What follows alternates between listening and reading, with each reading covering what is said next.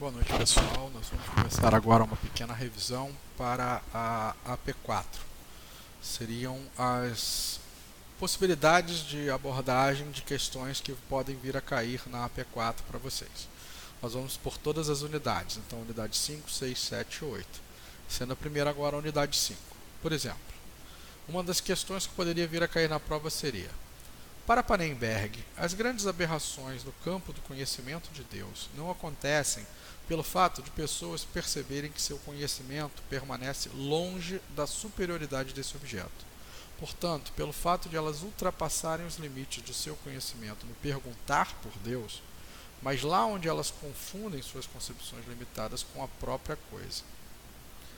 Pannenberg, 2009, página 457 da nossa referência bibliográfica. Como essas palavras de Pannenberg chamam a atenção para o que? O que Pannenberg quer chamar a nossa atenção?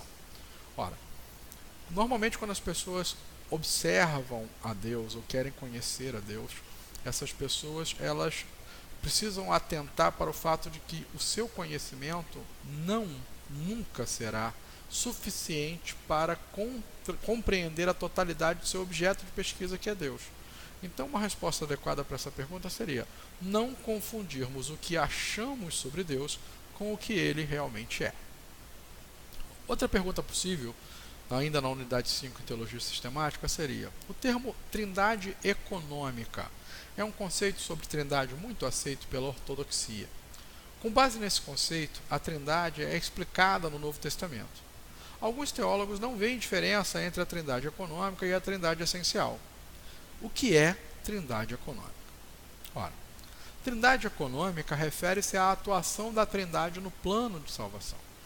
Trindade econômica é como age a trindade dentro do contexto do plano de salvação. Isso a gente pode pormenorizar um pouco mais à frente. Mas, basicamente, essa é uma resposta adequada. Refere-se à atuação dessa trindade. A trindade econômica, diferente do que é a trindade essencial, mas a trindade econômica é a atuação da trindade no plano da salvação. Uma terceira pergunta seria possível na nossa prova seria: para os teólogos do passado, existia uma trindade econômica e uma trindade essencial. Para alguns, a trindade essencial é a trindade econômica. O que significa dizer que? Bom, se a trindade essencial é a trindade econômica, então Deus sempre foi o Pai, também o Filho e também o Espírito Santo. Logo, uma resposta adequada é: Deus sempre foi o Pai, o Filho e o Espírito Santo, de forma indivisível. A trindade essencial, o Pai, o Filho e o Espírito Santo. E a sua atuação não está diferenciada daquilo que ele é, conforme na pergunta anterior. Trindade econômica, a atuação da trindade no plano da salvação. Bom, a resposta então para essa terceira pergunta é: Deus sempre foi o Pai, o Filho e o Espírito Santo. Uma quarta pergunta possível seria a seguinte: ora, quando falamos da trindade, nos referimos às três pessoas divinas: o Pai, o Filho e o Espírito Santo. Tendências unitaristas afirmam que quando Deus se fez carne, ele deixou de ser Deus. Essa ideia entra em contradição com afirmações de que Deus não muda. O teólogo Pannenberg faz uso de um conceito que ajuda a compreender a trindade.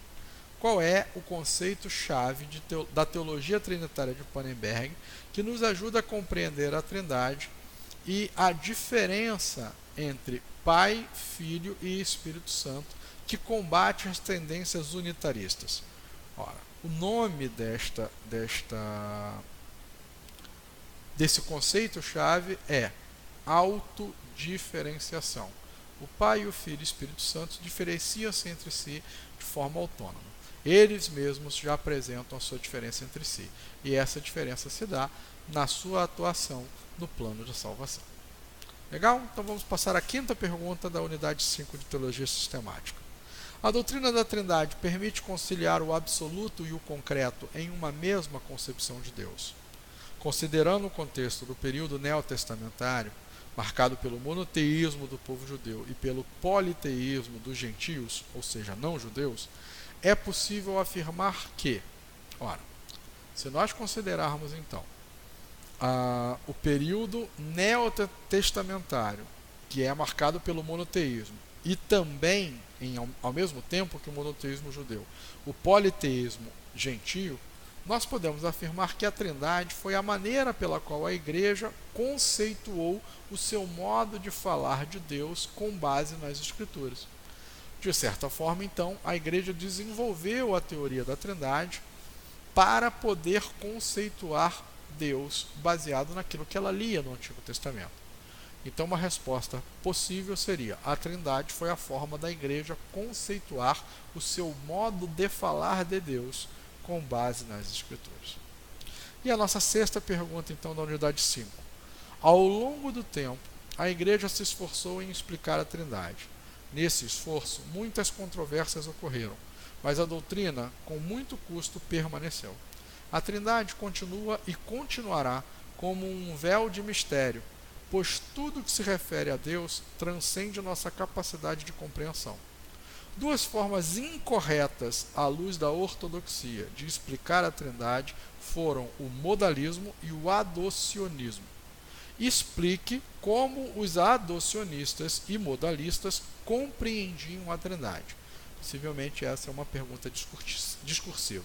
Uma resposta adequada seria: para os adocionistas, Jesus se tornou o Filho de Deus, o Messias, no batismo. Antes do batismo, Jesus não era o Filho de Deus, o Messias. Para os modalistas, a Trindade é apenas modos diferentes do Deus único se manifestar. Se manifestou como o Pai, depois como o Filho e, finalmente, como o Espírito Santo.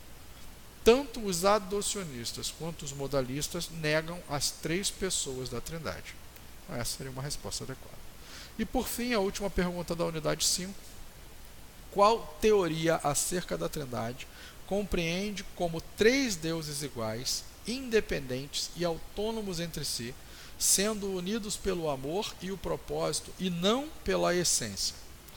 Bom, essa resposta é baseada no texto de McGrath, 2005, página 383. O triteísmo compreende a Trindade, Pai, Filho e Espírito Santo, como três deuses iguais, independentes e autônomos. O que os une é algo como o amor e o propósito, não a essência. Então a resposta seria o triteísmo. Muito obrigado, queridos. Essa então é a unidade, são as perguntas relacionadas à unidade 5.